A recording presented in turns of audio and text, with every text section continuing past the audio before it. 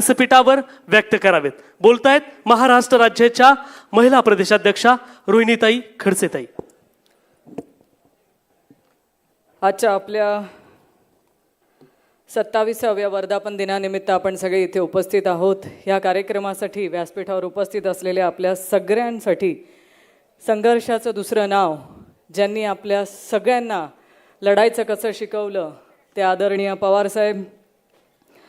व्यासपीठावर उपस्थित असलेले सगळे नेतेगण, सगळे फ्रंटल सेल, सगळे सेलचे अध्यक्ष आणि इथे उपस्थित असलेले सगळे आमदार, खासदार, आपल्या पक्षावरती प्रेम करणारे संपूर्ण महाराष्ट्रातून आलेले सगळे माता भगिनी आणि बंधूंनो, खरं 27 वर्षाचा हा मोठा काळ, हा संघर्षाचा काळ आणि आज ह्या चळवळीचा हा उत्साहाचा सण आपण आज सगळे इथे मिळून साजरा करतोय। 27 वर्ष आधी आदरणीय पवार साहेबांनी ह्या पक्षाची स्थापना केली। महाराष्ट्रातल्या तळागाळातल्या वंचित बहुजनांना, सगळ्या 18 पगड जातीच्या लोकांना न्याय देण्यासाठी हा पक्ष 27 वर्ष झाले अविरत काम करतोय।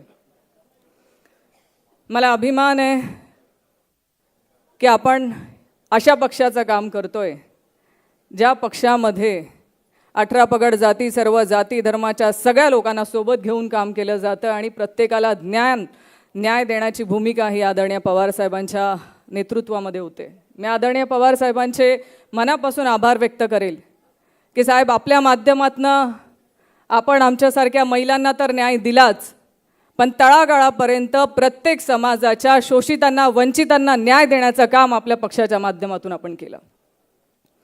27 वर्षाचा काळ अनेक घटनांनी, अनेक गोष्टींनी आपण याचा उल्लेख करू शकतो। अनेक चढउतार आपल्या पक्षाने बघितले, सत्ता बघितली, विरोधी पक्षात राहून देखील आपण आपल्या पक्षाचा काम करत आलोय। आणि ज्या तऱ्हेने संत तुकाराम महाराज म्हणतात,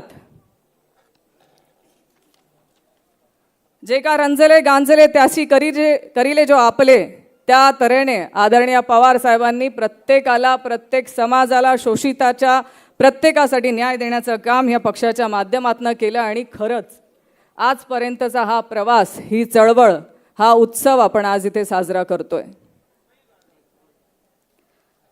मला अभिमान वाटतो की अशा पक्षाची महिला प्रदेशाध्यक्ष म्हणून मला काम करायला संधी मिळाली की ज्या पक्षाने माता भगिनींना फक्त मतदार म्हणून नाही, तर सत्तेमध्ये सहभागी करून घेऊन त्यांना सत्तेचा वाटा त्यांना मिळाला आणि ज्या पक्षाने सत्तेचा वाटाही मिळवून दिला आणि स्वतःच्या पायावर उभं राहण्याचं व्यासपीठ उपलब्ध करून दिलं, त्या आदरणीय पवार साहेबांच्या पक्षामध्ये आम्ही काम करतो। आज अनेक वल्गना महिलांसाठी होत आहेत, अनेक घोषणा केल्या जातात, अनेक वेळा अनेक नेते म्हणतात आम्ही महिलांसाठी काम करतोय।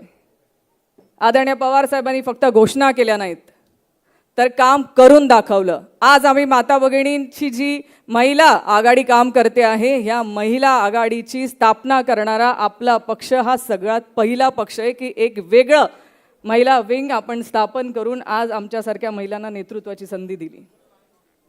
आज महिलांना पंचायत समिती असेल, ग्रामपंचायत असेल, जिल्हा परिषदा असतील, या सगळ्या ठिकाणी स्वतःचं आरक्षण आणि हक्काचं आरक्षण मिळवून देण्याचं काम आदरणीय पवार साहेबांनी केलं।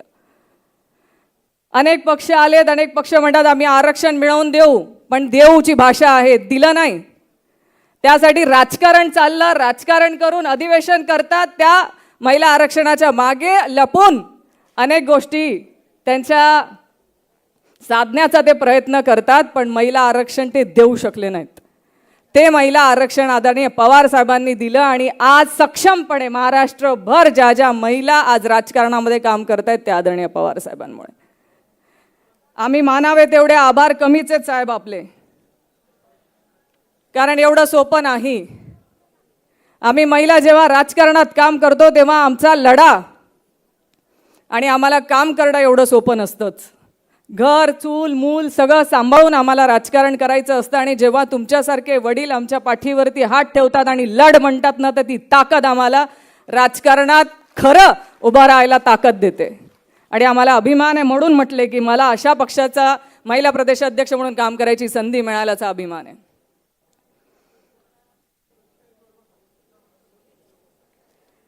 आज आपण बघतोय महागाई मोठ्या प्रमाणात वाढली आहे. तुम्ही सगळ्यांनी अनुभवलं असेल की 2014च्या निवडणुकीच्या आधी, म्हणजे मी तिकडे होते, त्या पक्षात होते, त्या पक्षात मी जवळून अनुभवलंय की एक मावशी यायची आणि ती मीडियासमोर येऊन म्हणायची महागाई वाढली आहे, महागाई कमी करा. एक तरुण युवक यायचा आणि तो म्हणायचा आम्ही बेरोजगारी वाढलेली, आम्हाला रोजगार उपलब्ध करून द्या.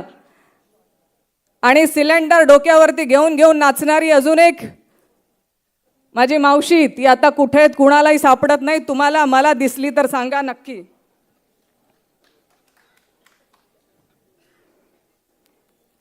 पण त्यांना मी शोधते, तुम्ही शोधा. महागाई ही मोठ्या प्रमाणात वाढलेली आहे. आज आपण सगळ्या माता भगिनींना त्याचं झळ प्रत्येकाला सोसावी लागते. पण एक छोटीशी, आज आपण संघर्षाच्या काळात आहोत आणि संघर्ष करत असताना आपल्याला सगळ्यांना एकच छोटी गोष्ट तुम्हाला एवढंच सांगेल की संघर्ष करायला घाबरू नका. आज आपण विरोधी पक्षात आहोत आणि आपल्याला अनेक मुद्द्यांवरती संघर्ष करताना आपल्या भूमिका मांडाव्या लागतील. आणि हे मांडत असताना माझ्या माता भगिनींकडनं एवढीच अपेक्षा राहील की आपल्याला रस्त्यावर उतरावं लागेल, आपल्याला आंदोलन करावे लागतील आणि आंदोलनाच्या माध्यमातून आपला लढा आपल्याला चालू ठेवावा लागेल. आणि ते आपण चालू ठेवूयात. कारण विरोधी पक्षामध्ये असताना ज्यांनी लढा उभा केला आहे त्या लढा उभा करणाऱ्याला आपल्याला आपल्यावरती दबाव तंत्र आणले जातील, वेगवेगळ्या माध्यमातून आपल्यावरती प्रेशर केलं जाईल. पण आपण न घाबरता आपला लढा चालू ठेवावा एवढी माझी आपल्याला या माध्यमातून विनंती आहे. एक छोटीशी कालची घटना मी आपल्याला इथे सांगेल आणि मग मी माझं लांबलेलं भाषण थांबवेल. की एक उदाहरण तुम्हाला देते की आज पुण्यामध्ये छत्रपती संभाजी महाराजांचा समाधीस्थळ असलेल्या तुळापूरमध्ये एका पार्टीवरती रेड होते आणि त्या पार्टीवरती रेड झालेल्या 178 लोकांना तिथे पकडले जातात. आणि त्या 178 लोकांपैकी फक्त 78 लोकांवरती कारवाई होते, 29 लोकांची टेस्ट होते आणि बाकी सगळ्यांना मोकळं सोडलं जातं.